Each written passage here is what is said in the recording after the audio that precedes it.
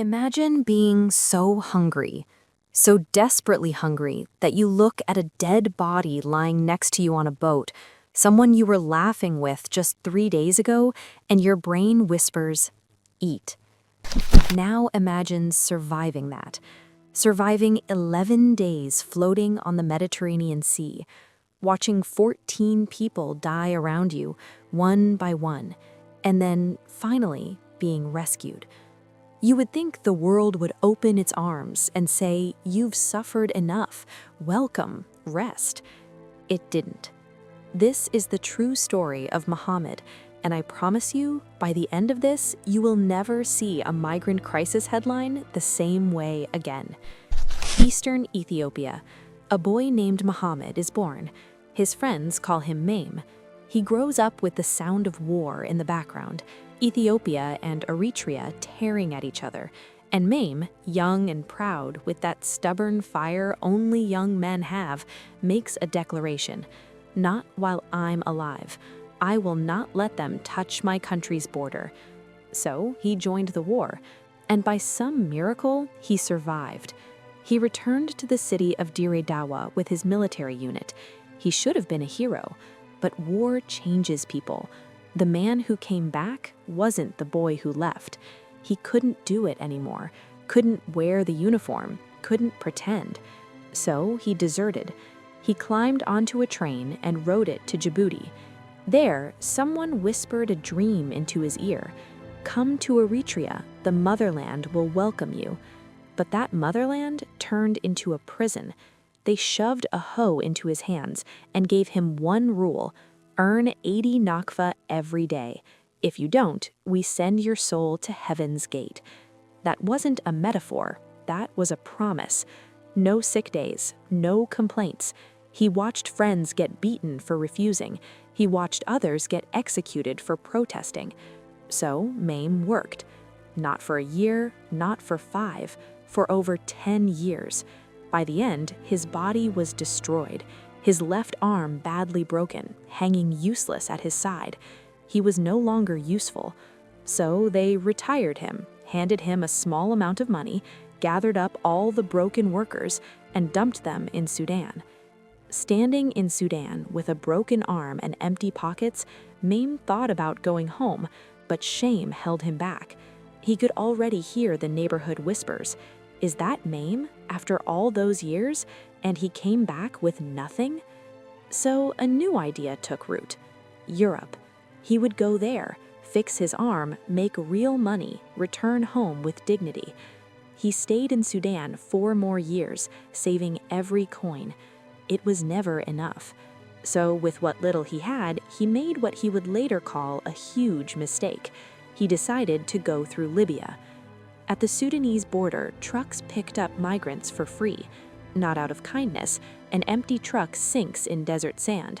A heavy truck powers through. Migrants were free weight. Mame wasn't a passenger. He was cargo. In Libya, he met a smuggler named Hitem who painted a beautiful picture. Malta is right there. We leave tonight, you arrive by morning. 15 people, a GPS, 1 night on the water. It sounded easy, so they said yes. Night fell. 15 souls climbed into a boat barely worthy of the name. The shore disappeared behind them. Ahead, nothing but darkness. But there was a problem. The man holding the GPS didn't know how to read it. He pointed left, then right, then straight. He wasn't navigating, he was guessing. Nobody realized it until sunrise. The sun rose in front of them. Malta is west. The sun rises east. They had been traveling the wrong direction all night, deeper into open sea. Mame grabbed the GPS. The screen flickered and went black. Battery dead. Then the engine coughed, sputtered, and died. Out of fuel. 15 people, no GPS, no fuel, no idea where they were. Desperation came fast. 2 Ethiopians started drinking seawater. Mame begged them to stop. Seawater has 4 times more salt than your blood. Drinking it forces your body to use its own water to flush the salt out. It doesn't hydrate you. It kills you from the inside. They didn't listen. Others began drinking urine mixed with seawater. Mohamed refused. He remembered something from his years in Eritrea. During the hottest hours, he lowered himself into the sea with only his head above water. The coolness stopped his body from sweating, preserving what little moisture he had left. No seawater, no urine, just patience and willpower. Day 5. The 2 Ethiopians died first. Their bodies were thrown overboard before the smell spread. Day 6. Somalis started dying too. Day 8. 5 people, Ghanaians and Somalis, looked at the endless water, looked at the empty sky, stood up and jumped. They chose a quick drowning over slow torture. Mohamed watched them disappear beneath the surface. He didn't jump. Day 11. 3 remained, Mohamed and 2 Somalis. Their bodies were eating themselves. When you starve, your body burns glucose first, then fat, then muscle. Your stomach doesn't growl, it screams. Your vision blurs, your mind fractures. And on that boat, there were bodies. I will say this once. To survive, they ate the flesh of the dead. Before you judge, stop. You are somewhere safe, with food within reach. You do not know what you would do on day 11 with no water, no food, and death sitting beside you. Starvation strips away civilization until nothing remains but a single instinct: live. Do not judge Mohamed. The other 2 died. Mohamed was alone, one man on a tiny boat, surrounded by silence and death. Ships passed, close enough to see.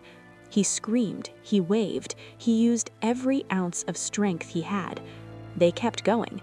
A small boat of dark-skinned men in those waters meant pirates or migrants. Either way, not their problem. People saw them dying and looked away. Then, a sound, faint at first, then louder. Helicopter blades. A rescue team spotted the boat. From above, it looked like a graveyard. They almost turned away. Then, a weak hand rose from the deck. Mohamed was alive. They flew him to Malta, fed him, gave him water, fixed his arm, let him sleep in a real bed for the first time in over a decade. And now, the part that should break you. After the war, after 10 years of slavery, after the desert, after 11 days at sea, after watching 14 people die, after eating human flesh to survive, Mohamed applied for asylum. The world said no. To this day, he has not been granted the right to stay. Mohamed has one message for every young man dreaming of Europe. Let the suffering of migration end with me. It is not what you think it is. Don't trust the smugglers. Don't trust the brokers. If you are thinking about crossing through Libya, think of Mohamed. Think of 14 people on a boat. Think of a man floating alone, screaming at ships that wouldn't stop. Share this story, not for me. Share it because somewhere right now a young man is being told Malta is right there, just across the water, and he deserves the truth before he gets on that boat. I love you all. Stay safe, and I'll see you in the next one. Ciao.